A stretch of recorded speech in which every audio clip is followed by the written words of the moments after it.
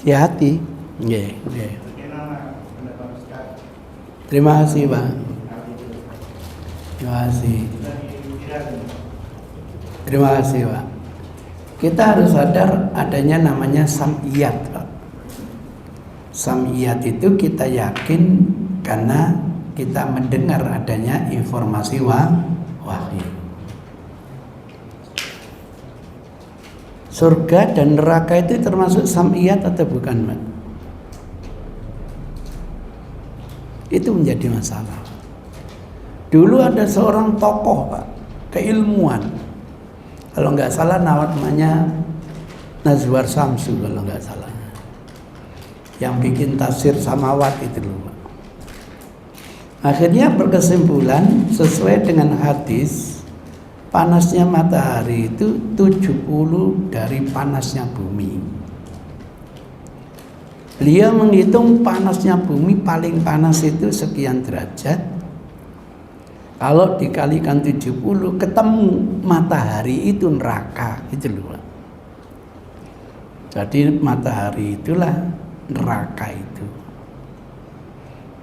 Ya kita bilang kalau gitu bukan sam'iyat lagi. Karena matahari sudah bisa diindra. Bisa dihitung. Bahkan jauhnya dari bumi bisa dihitung. Bahkan lebarnya juga bisa dihitung. Kalau gitu bukan sam'iyat lagi. Kesimpulannya nggak mungkin matahari itu adalah neraka gitu. Nah, menurut beliau surga dan neraka di mana, Pak? Di hati. Lah gak cukup untuk sekian banyak orang. Tempatnya orang kafir itu berjuta-juta ya. Lah ditaruh di mana orangnya itu, Pak? Itu ceritanya. Alasannya apa, Pak, kok di hati? Dia itu kan aliran tarekat yang paling tinggi. Sudah makrifat gitu. Masya Allah, sudah makan makrifat ya. Berarti tidak sholat lagi. Nah, sudah Tuhan kok sholat. Makrifat itu kan sudah manunggaling gustilan kawula. Itu teologinya Yahudi, Pak, yang nyusup dalam ajaran Islam. Maka yang namanya para rahib itu sudah makrifat, Pak. Karena makrifat bisa mengatasnamakan Tuhan. Sampai minta pertobatan. Sebagai rahib bisa atas nama Tuhan tak ampuni dosamu. Bisa, Pak. Sudah manunggaling gustilan kaula. Maka tidak perlu syariat. Masa Tuhan masih bersyariat. Itu level taman kanak-kanak katanya. Kalau sudah levelnya makrifat, apalagi sudah eling, wah, nggak perlu sholat. Itu imbas dari teologi Yahudi. Kalau ingin makrifat, Rasul yang bilang, ana a'rafukum billah. Saya paling makrifat terhadap Allah. Bagaimana tidak? Beliau langsung terima wahyu dari Allah. Tapi masih sholat tidak Rasul? Tidak pernah meninggalkan sholat. Maka kalau Anda yakin makrifat, mestinya lebih dekat dengan Allah, lebih taat kepada Allah, gitu. Tapi di teologi Yahudi enggak. Kalau sudah makrifat, bebas dari syariat. Maka hidupnya ini selalu menyatu dengan Allah. Bisa mengatasnamakan Allah. Sambil kipas-kipas itu loh. Yesus, onopo. Bagaimana caranya saya dagangan laris? Gampang. Lah ya caranya gimana? Tulis surat Yasin uwel-uwelan. Marengono kipak laminasiin cendel, no. Kira-kira laris enggak, Pak? Laris. Bagaimana enggak laris? Setiap yang lewat ngono ambek setan ketuku sampean. Biasanya adik tawar-tawar, sekarang pinten iki 40.000, bayarnya 1.000. Sisa Pak kanggo sampean ngono. Ya tahun ngarep iso umroh. Iya. Itu namanya itu setan. Tipu daya setan selalu memberi kenyataan terhadap apa yang diminta oleh hamba. Jadi kepuasan itu ada dua. Kepuasan karena tipu daya setan, kepuasan karena ridho dari Allah Subhanahu wa ta'ala. Kira-kira begitu, Pak. Saya kok belum dapat YouTube-nya, Pak. Biasanya saya dapat gitu, aneh-aneh gitu, Pak. Gitu. Iya, wong neraka itu tempatnya orang kafir, Pak. Lane ono ati gak cukup, Pak. Kanggo awake dhewe gak cukup, Pak. Gitu. Kira-kira begitu, Pak. Pemane surga, Pak. Wih, setiap muslim nanti layak masuk surga. Lah mlebu ati sampean kabeh. Jadi sam'iyat, Pak. Sam'iyat itu hanya percaya lantaran kita mendengarkan informasi dari wahyu, dari Allah dan dari Rasul Allah. Kira-kira gitu. Selesai sudah. Jadi kalau kesimpulan surga neraka itu hati, gak cukup, Pak. Kanggo orang limo gak cukup, Pak. Gitu. Hati ini cuwilik kan. Masih manusianya dipeletet-peletet gak cukup. Ya mungkin maksudnya gini. Gimana? Kalau dia senang berarti kan ke surga. Kalau nggak senang, Nah, ya neraka itu. loh, kalau gitu jangan bilang surga itu neraka hati, jangan, bergantung kepada kondisi hatinya. Gitu loh, Pak. Sing seneng muga-muga gone ana surga. Sing nggak seneng muga-muga gone neraka. Ngono mestine. Jadi jangan disimpulkan surga neraka itu hati, Pak. Bahaya, Pak. Kalau surga dan neraka itu bergantung kepada hati, boleh gitu ya. Ala fa inna fil jasadi mudghah fa idza saluhat saluha sairu amalihi. Kalau gitu nanti endingnya masuk surga. Fa idza fasadat fasada sairu amalihi. Kalau gitu endingnya nanti di neraka. Jadi jangan ditentukan neraka surga iku hati, Pak. Ya gak cukup, Pak. Iya. Kira-kira begitu. Saya belum dapat YouTube-nya, dikirim ke saya, Pak. Untuk bahan diskusi, Pak, nanti, Pak. Saya yakin ada alasan yang mungkin bisa dikaji ulang, bisa. Tidak mungkin tidak punya alasan. Nah, kita ingin tahu alasannya seperti apa. Ada lagi? Mungkin? Monggo. Sebab YouTube yang nyeleneh itu selalu dapat kiriman saya. Monggo silakan, Pak.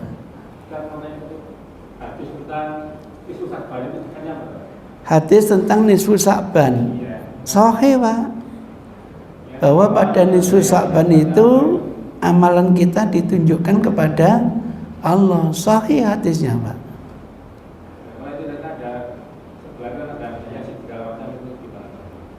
Apa, Pak? Loh, yang bagus loh, Pak. Di hari yang bagus mungkin ditandai dengan baca Yasin. Kenapa Yasin, Pak? Oh, enggak kafi.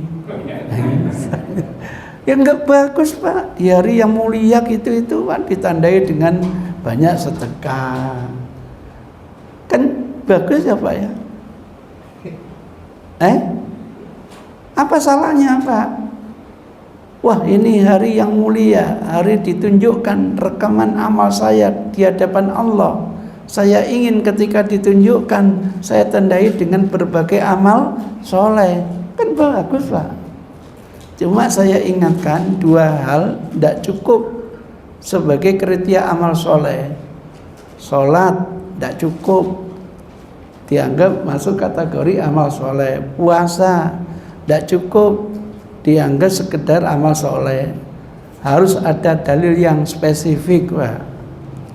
Nanti kalau ada sholat namanya sholat apa, kalau ada puasa namanya puasa apa, itu harus real Pak. Tentang ditandai dengan ngaji, ditandai dengan banyak sedekah, nggak ada masalah Pak.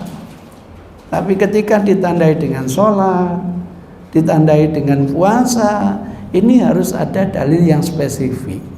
Sebab nanti akan dilanjutkan kalau sholat namanya sholat apa. Kalau ditandai dengan sholat duha, ya enggak apa-apa. Yang penting ada namanya sholat duha, enggak ada masalah. Yang jadi masalah itu sholat khusus nisfu Sya'ban, itu loh Pak. Atau puasa khusus nisfu Sya'ban, itu yang butuh dalil khusus.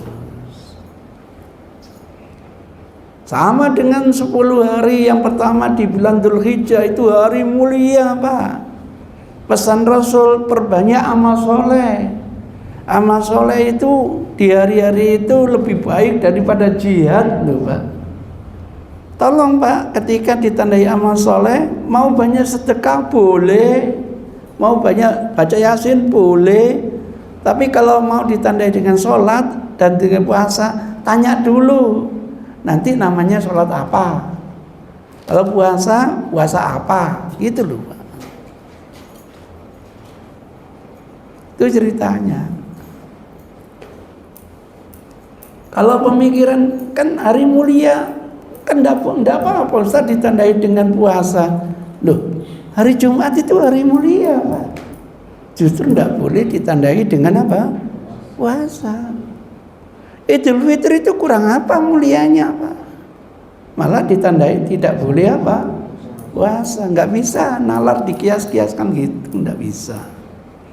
Harus ada dalil yang spesifik. Kalau ditandai dengan sholat namanya sholat apa, kalau ditandai dengan puasa namanya puasa apa. Kalau saya puasa sunnah ya nggak apa-apa, puasa sunnah nanti dapat pahala puasa sunnah. Tapi puasa nisfu Sya'ban itu harus ada dalil secara apa? Spesifik. Itu ceritanya. Jadi benar nisfu Sya'ban sangat mulia. Karena apa? Kata Rasul, ditunjukkan rekap amalan kita kepada Allah Subhanahu wa ta'ala. Jadi nisfu Sya'ban bulan mulia, hari mulia benar. Sama dengan Jumat, hari mulia benar. Idul Fitri, Idul Adha, wah itu hari mulia 10 hari. Bulan Muharram, Masya Allah. Apalagi hari Arafah, Masya Allah. Boleh ditandai dengan puasa. Bagi yang tidak wukuf boleh, bagi yang sudah wukuf dilarang. Itulah syariat Pak.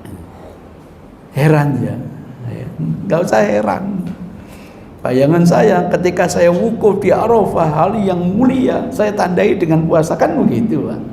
Justru tidak boleh. Tapi teman yang sedang tidak wukuf malah dianjurkan. Jadi agama begitu, tidak cukup dengan intelektual, butuh tuntunan.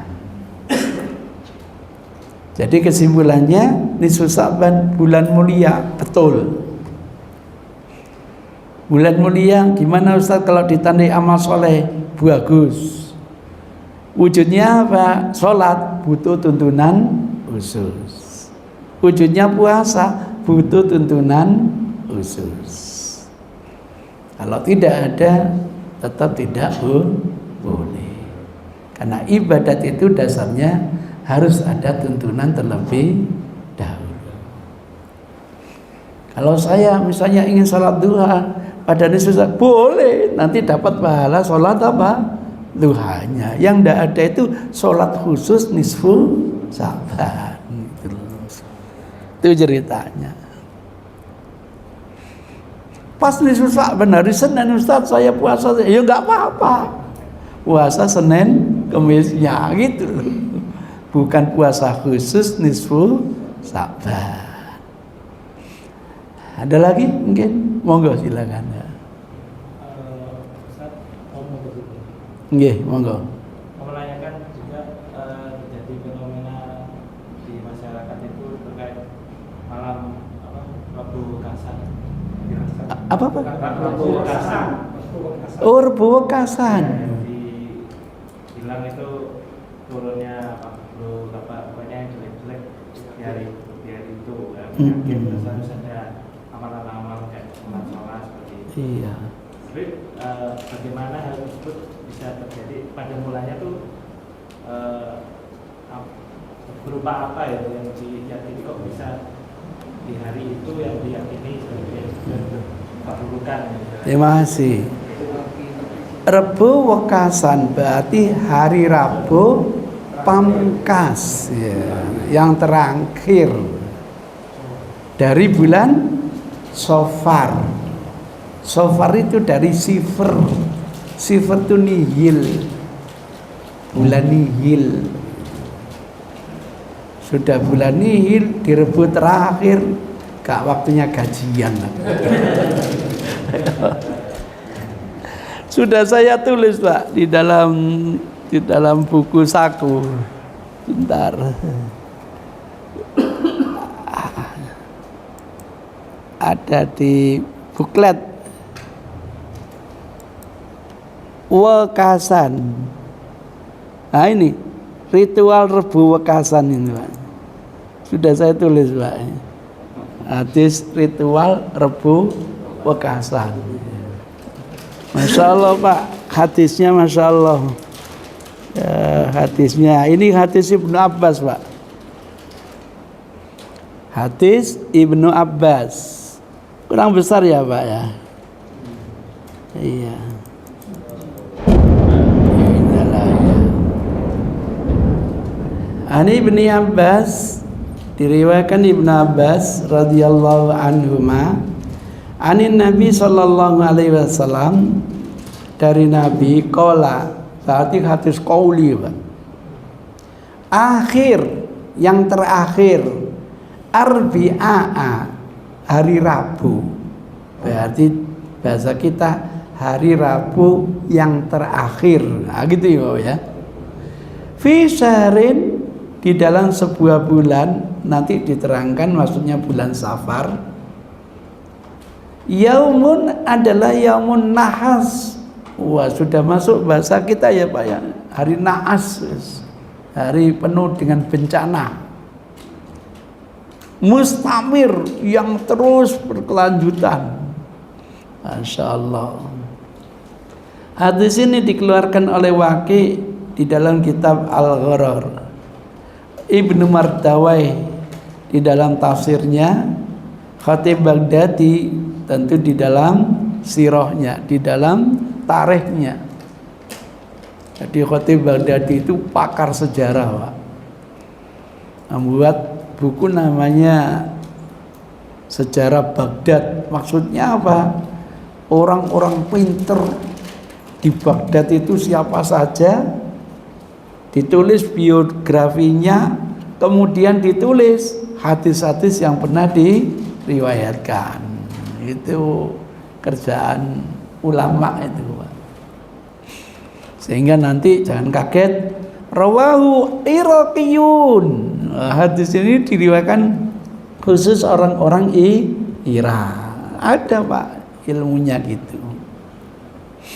Itu jadi hadisnya begitu.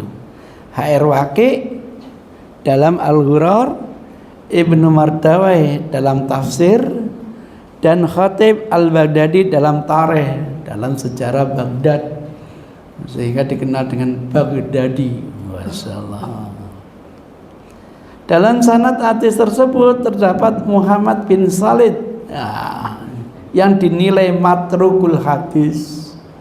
hadisnya harus ditinggalkan, berarti hadisnya palsu. Berarti hadisnya apa? Palsu. Demikian pula guru-gurunya yang tidak dikenal. Waduh, kalau sudah tidak dikenal tidak boleh diterima, Pak. Karena amanat pemangku sunnah harus jelas. Siapa gurunya, siapa muridnya, kredibilitasnya gimana, kecermatannya gimana. Ini penyandang amanah Rasulullah. Ada perawi pemalsu, gurunya tidak dikenal. Tanpa ada perawi pemalsu, guru-gurunya nggak dikenal saja ada doi jidan, Mbak. Apalagi ada perawi matruk, kakaknya doi jidan palsu. Palsu. Jadi ada, Pak, artinya, Pak. Kemudian ada referensinya. Dan tidak ada yang lain, Pak, artinya, Pak.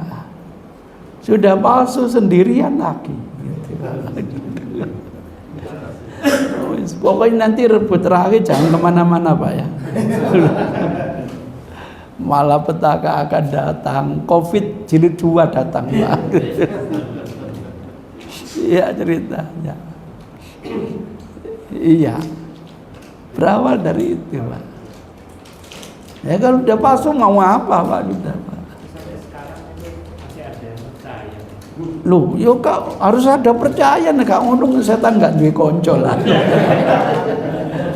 Oh, harus ada yang percaya. Kalau nggak percaya, wah gagal setan itu. Jadi setan itu diantaranya membuat ibadat yang seakan-akan baik disindir oleh Al-Quran, wa yahsabuna annahum yuhsinuna sun'a. Iya. Jadi kalau ada masjid yang kalau kita lagi sapa, ada yang mengamalkan seperti itu, kita sebaiknya menjauhi atau udah ya. Emang hatinya palsu, gak usah diamalkan, selesai, Pak. Sejak kapan ada hari naas itu? Semua hari kan baik, iya, Pak. Sejak kapan nggak boleh kerja? Harus, lu iya, Pak. Kecuali ngambil gajian. Iya, iya, Pak.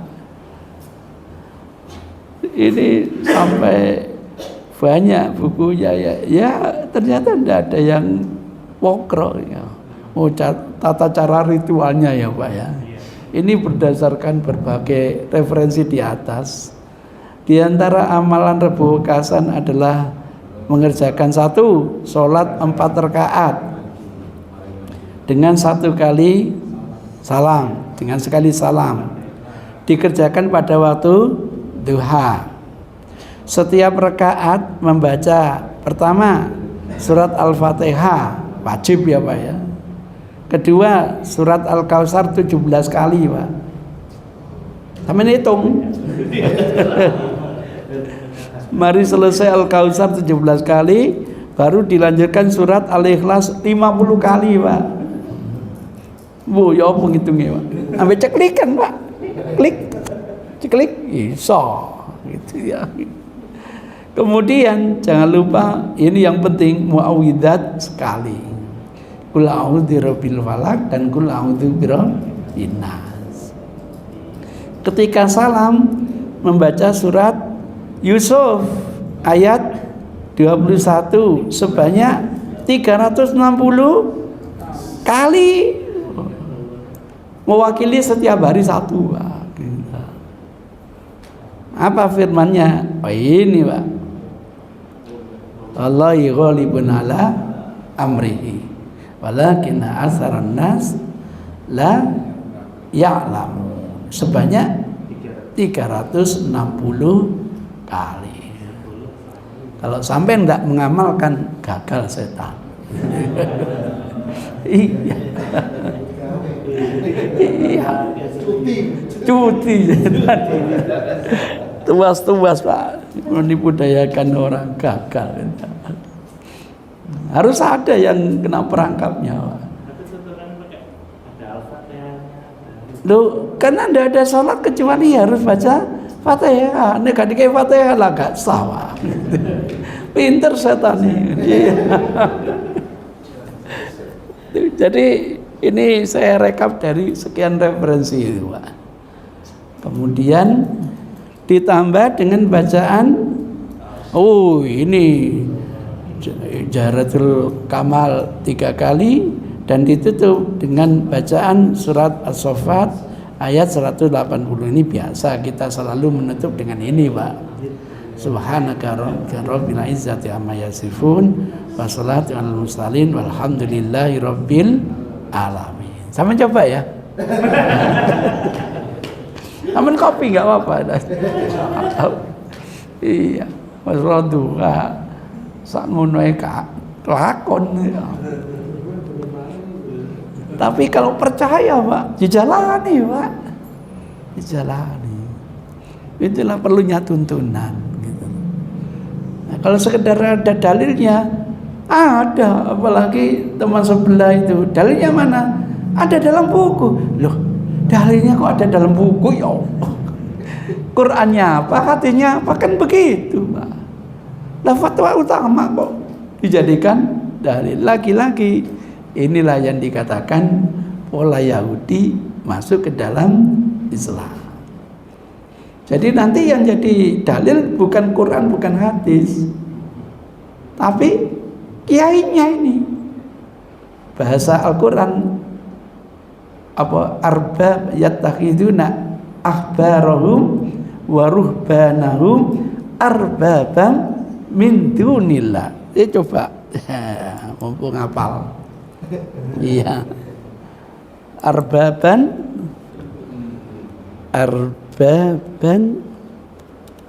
min segini aja, mudah-mudahan ketemu. Mana, Pak?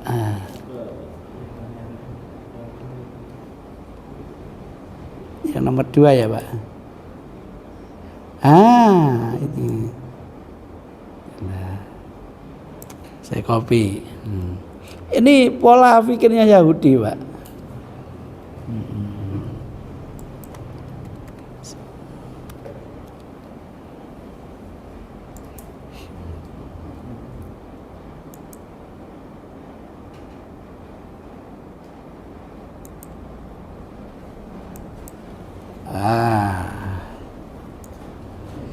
Ittakhadhu, mereka jadikan ahbarahum, para rahib mereka, waruhbanahum, rahibnya Yahudi, rahibnya Nasara, arbaban, sebagai Tuhan, min dunillah. Jadi bukan Injilnya yang jadi bahan kajian, apa kata rahibnya itu yang jadi panutan. Jadi bahasanya itu kitab suci itu tidak boleh disentuh, Pak. Tidak boleh. Hanya khawasul khawas yang punya hak untuk menyentuh. Nah, nanti yang diamalkan bukan Injilnya, bukan Tauratnya, tetapi apa? Qaul daripada rahib ini yang jadi panutan. Itu, Pak. Syiah kan begitu, Pak. Syiah begitu. Sama kayak hari Sabat. Gimana? Sama kayak hari Sabat itu dilarang bekerja hari. Oh, enggak. Kalau itu diyakini hari raya, Pak. Jadi orang Yahudi menganggap hari raya itu hari Sabtu. Kalau Nasrani melihatnya hari Ahad. Alhamdulillah, kata Rasul, kitalah yang ditunjuki oleh Allah. Raya mingguan itu bukan Sabtu, bukan Ahad, tetapi Jumat. Itu hari raya pekan. Lain, Pak, lain. Enggak. Ini kan ceritanya, mohon maaf, di internal kita, Pak.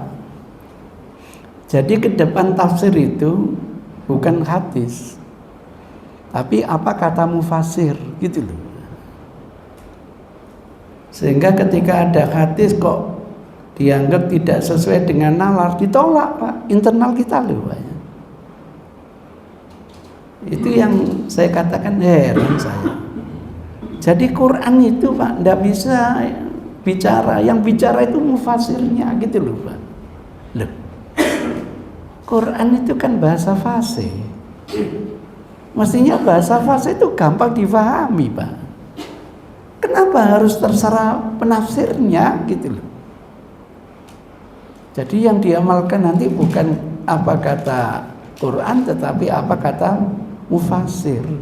Apa bedanya? Ini berkembang loh Pak. Kembang. Itu ceritanya. Bahasa fasih itu bahasa yang gampang didengar, gampang difahami, gampang diamalkan. Sampai saya angkat bicara, coba ya. Ketika Allah berfirman, "Qul huwallahu ahad." Saya yakin mufasir macam-macam, Pak. Macam-macam, Pak. Bukan mustahil menurut mufasir, Trinitas itu ketuhanan yang Maha Esa loh, Pak. Dengan pemikiran loh, Pak. Tapi kan masih koma. Kan berikutnya Allahus Shomad. Berikutnya lam yalid walam yulad. Berikutnya walam yakul lahu kufuwan ahad. Wis mau apa pemikiran? Tidak bisa, Pak. Anda mengatakan bahwa Siddhartha Gautama itu adalah termasuk Esa. Kaiso. Wong yalid wa yulad kok. Itu ceritanya.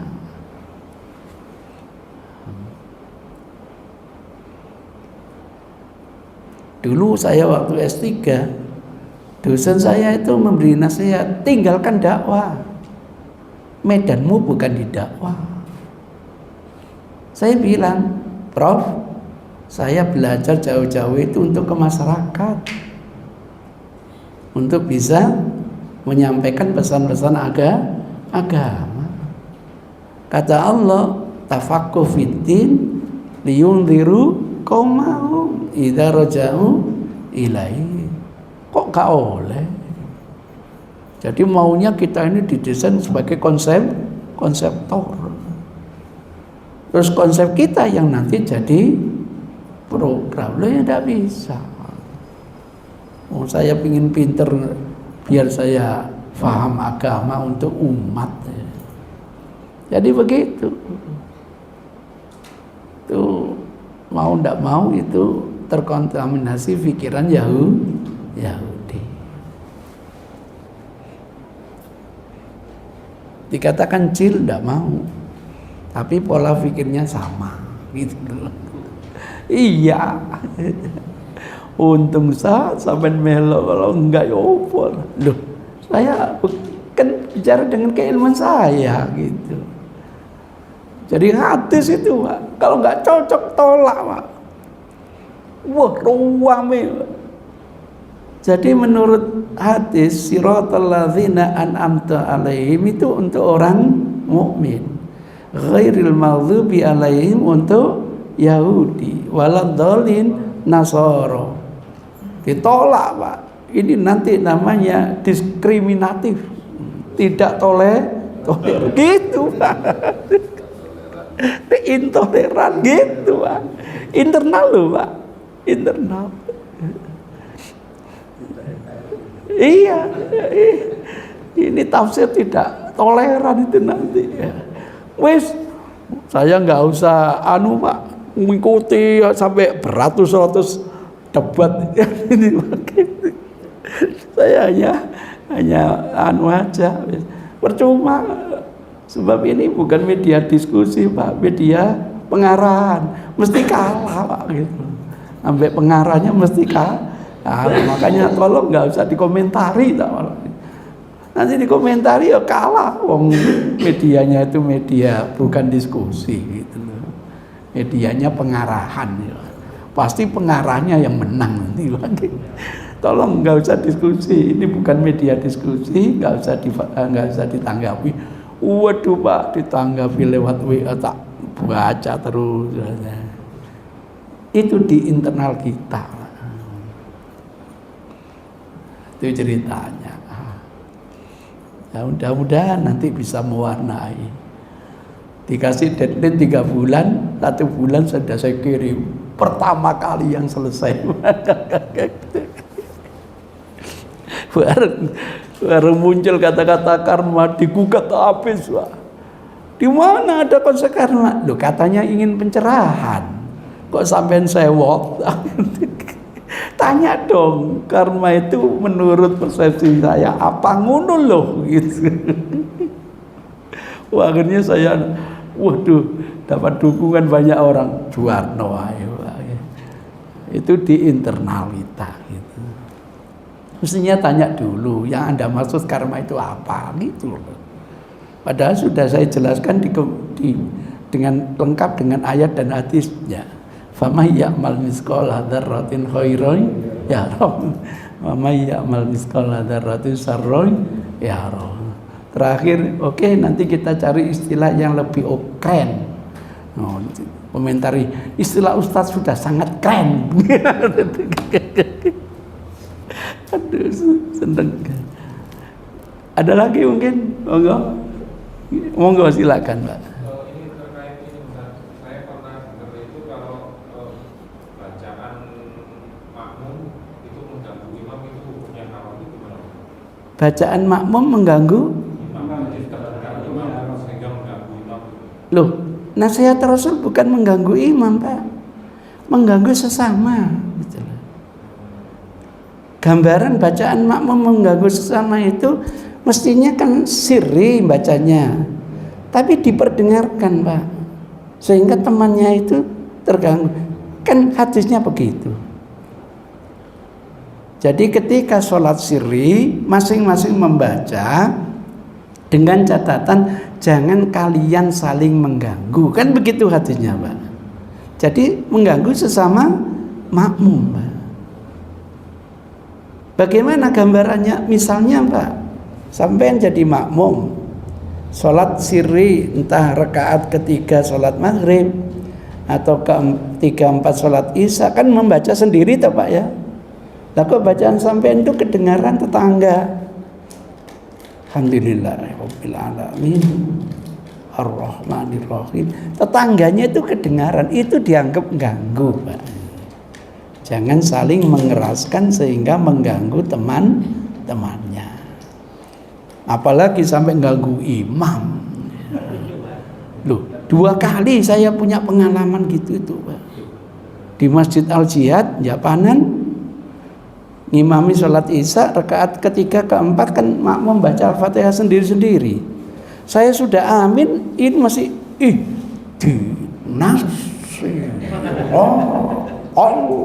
mustaqim. Saya dengar, Pak, sebagai imam loh, Pak. Waktu itu jamaahnya 1 shaf. Tapi beliau agak mojok, Pak. Masjidnya kan sebesar ini ya, Pak ya, kira-kira. Tapi kerungu saya, Pak. Toleran, Pak, saya, Pak. Baru kali ini ngimami ngenteni makmum. Loh iya, Pak. Iya. Kerungu saya sebagai imam, Pak. Dan dia tonggoni gitu. Tapi sayangnya orang ini apa? Habis sholat pancing langsung pulang, Pak. Kita nggak boleh suudon. Maunya habis sholat kita diskusi, Pak. Langsung pulang. Saya dapat informasi memang begitu, Ustaz. Jadi wirid dan ba'diyahnya ada di rumah. Ya sudah. Yang kedua di Masjid Angkatan Laut tebel itu, Pak. Di belakang pas saya, Pak. Lebih keras lagi, Pak. Setelah sholat saya coba, ternyata tuli dia, Pak.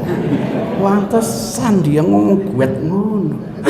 Akhirnya pakai bahasa isyarat. Itu pesan Rasul, ketika kalian membaca jangan kalian saling mengganggu. Maksudnya membaca kok bacaannya kedengaran oleh tetangganya, itu bisa mengganggu tetangganya. Kira-kira begitu nasihat Rasul. Hadis Abu Hurairah, Pak. Supaya kalian membaca tapi jangan saling mengeraskan sehingga mengganggu teman kalian.